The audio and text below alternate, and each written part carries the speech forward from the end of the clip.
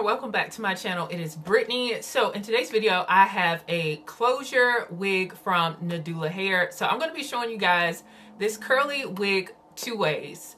I'm going to be wearing it on my hairline and then I'm going to do it behind my hairline, because if you guys don't know, I love me a half wig and I love wearing wigs behind my hairline, but also I want to show you guys that you can turn any wig into a half wig. So I'm going to wear it both ways for you guys. So if you're interested in seeing how I did that, then just keep on watching. I'm going to start off with the unboxing of this wig. This is the Nadula Hair Curly Ombre Burmese Curly Closure Wig. This is a 7x5 wig.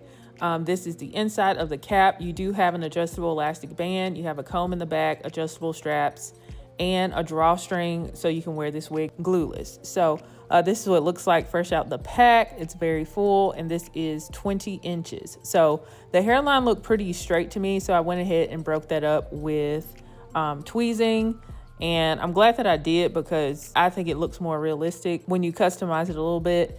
And I molded it to the side, and I'm going to be using my cream contour to tint the lace because it is on the light side, so I recommend figuring out whatever lace tint is going to be best for you. I like to go with my cream contour because it matches like the outer parts of my forehead. So I did that, and I put the wig back on, and the color of the lace definitely improved after tinting the lace. I went ahead and used any excess that I had on my brush, and I put it on top. And to adhere this wig down, I'm using my Frontal Queen lace melting spray, and I put it in the cap, and I use a small brush to put it on in front of my hairline, and then I blow dry it, put the lace on top of that, and so I spray it on top of it as well. And then I just use my handheld blow dryer to make sure everything is nice and dry. And so I'm going to move on to reestablishing some of the curls, because when I switched it over to a side part, some of the curls got, broken up, so I wanted to reestablish those. So I use my Shea Moisture Frizz-Free Curl Mousse, and I use my unbrush as well. And I took smaller sections and just did finger coils with the hair. I'll let you guys watch that process, but I did not diffuse this hair this time. And I don't necessarily diffuse it all the time, especially if I haven't done my makeup. So my makeup takes about 45 minutes to an hour. So I just let the hair dry on its own while I was doing my makeup, and you guys will see that process.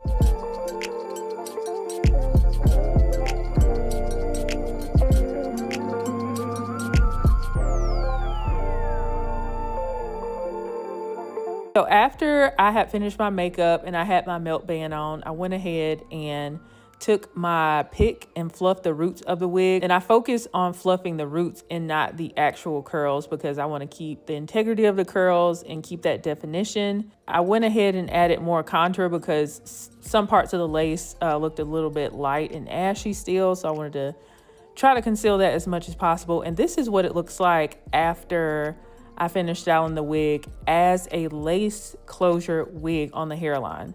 I think it looks so pretty.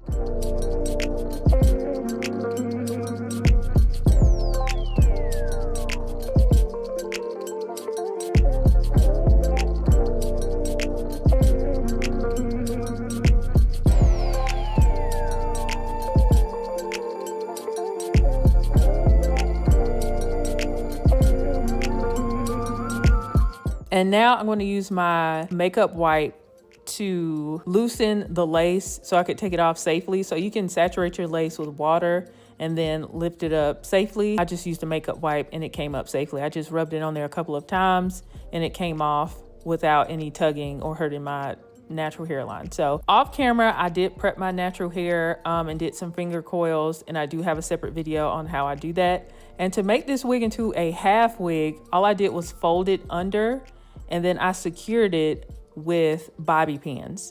And that's all I did. You can do this with any lace wig. You can do this with synthetic ones, human hair ones.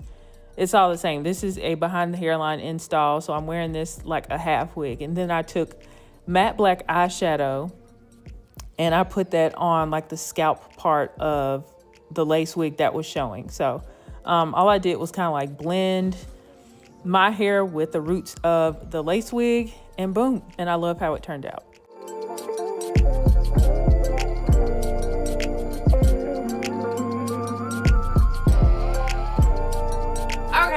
guys saw the process of me laying this down with the lace on my hairline. And when I first put this on, after I had the curls all, you know, fluffed out and everything, I was like, this reminds me of one of my favorite discontinued wigs, Pop Blossom, from like 2017. It was my absolute favorite synthetic wig, but it got discontinued. So I've been chasing after that look for a long time.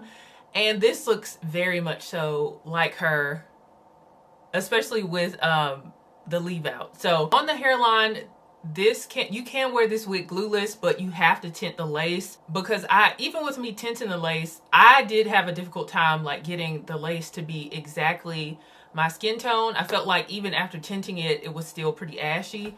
Just play around with the method that you use to tint your lace. I tinted mine underneath, and then I tinted it on top of the lace as well. So if you're somebody that you want to wear yours as a full lace wig, then you can definitely, you know, wear it that way, how it comes. But I knew, like, realistically, I wear most of my wigs behind the hairline. So I wanted to show you guys the versatility of, you know, how to do that. So all you do is take your wig and fold it under and bobby pin it behind your leave out. And it's very easy to do with curly wigs because it's so much going on at the roots. You can finesse it. So this turned out really, really pretty. I think Nadula should just have a half wig that looks like this because this is stunning. So this is the 7x5 Chestnut Brown Ombre Burmese Curly Glueless Wig, and I have it in 20 inches. Okay, so if you stretch it, it's going to be 20 inches. And I have tried Burmese curly hair before, so it has those beautiful ringlets at the end. Now, I molded mine to a flip over kind of side part look, so I had to establish a lot of the curls, but all I used was some mousse. You can use the mousse of your choice. I really love my Shea Moisture Frizz Free Curl Mousse, which is empty, so I have to buy some more. And I also have the Dew Mousse Def Texture Foam here as well, but I really love this one. This is a very easy wig to put on. It's very secure in how it's constructed. It has that drawstring in the back. It also has an adjustable elastic band, and it does have a comb in the back. I like that it comes already pre-dyed. So this, I'm keeping this in my collection for sure, because this is like, it's just like a signature look for me. It's a big curly flip over, has the sun-kissed chestnut brown in there for the summertime. This is gonna be so carefree.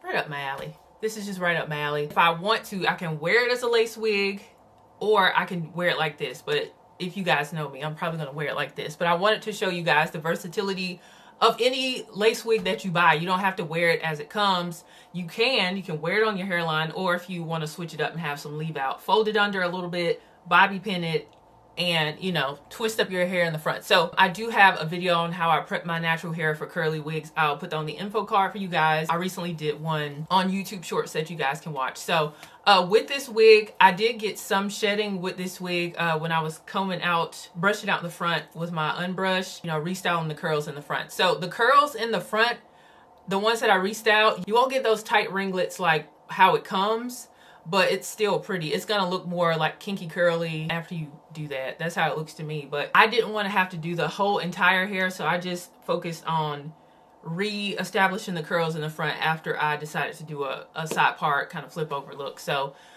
I think this is very beautiful. This is kind of like the wig of my dreams because it looks like one of my favorite discontinued synthetic wigs, as I told you guys.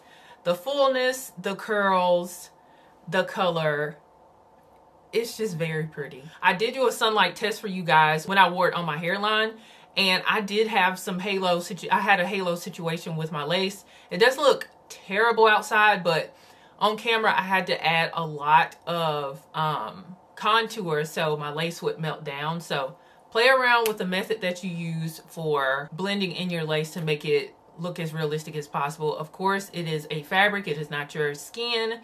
But it's levels to it. I have had some lace blend down to where it's almost, you know, seamless. So shout out to Nadula Hair for sponsoring today's video, and shout out to you for tuning in. If you enjoyed this video, give it a thumbs up and share it with your friends and family, and I will see you guys in the next video. Bye guys.